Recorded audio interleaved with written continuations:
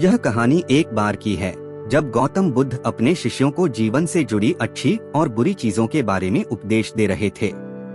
सभी शिष्य उनके शब्दों को बहुत ध्यान से सुन रहे थे। उनमें से एक ऐसा शिष्य भी था जिसकी प्रश्न पूछने की बहुत आदत थी। वह उठकर गौतम बुद्ध के पास गया और उनसे बोला, आप हमें जीवन के बारे में जो कुछ सिखा रहे हैं उसका क्या महत्व है, क्योंकि हम में से बहुत से बच्चों को यह भी नहीं पता कि हमारे जीवन का मूल्य क्या है और यह जीवन हमारे लिए कितना मूल्यवान है। कृपया पहले आप हमें यह बताइए कि इस जीवन का मूल्य क्या है।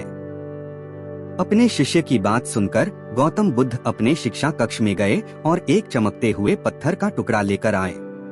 वह टुकड़ा अपने शिष्य के पास दिया और बोले, मैं तुम्हें इस जीवन का मूल्य तब बताऊंगा जब तुम इस पत्थर का सटीक मूल्य पता लगाओगे। साथ ही याद रखना कि तुम्हें इस पत्थर का टुकड़ा किसी को नहीं बेचना है।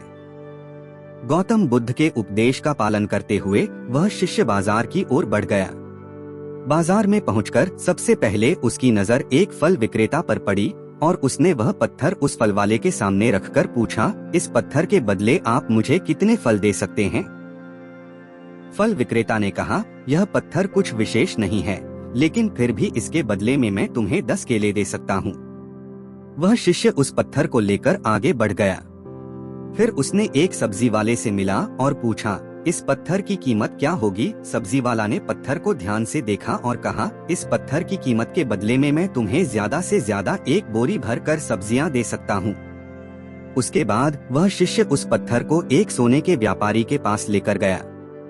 जब उस सोनार ने उस पत्थर के टुकड़े की चमक देखी तो वह उसकी मूल्य को 100 सोने के सिक्कों में तय कर दिया।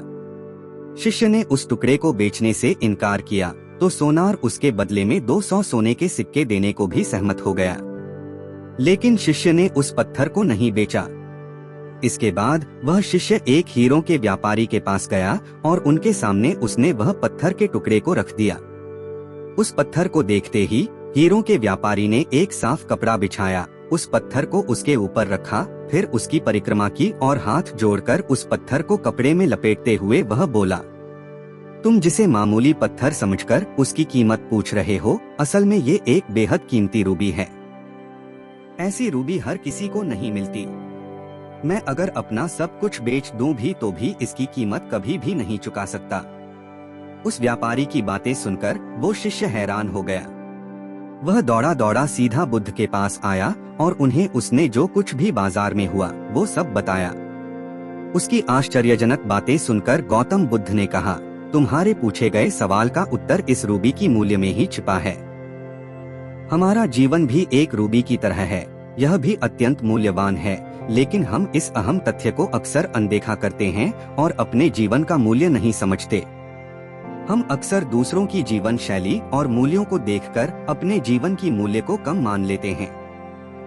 हम यह मान लेते हैं कि हमारी जीवन की मूल्य वही है जो दूसरे हमें बताते हैं, लेकिन हमें हमेशा याद रखना चाहिए कि दूसरा व्यक्ति अपनी दृष्टि, बुद्धि और समझ के आधार पर हमारी मूल्य को निर्धारित करता है।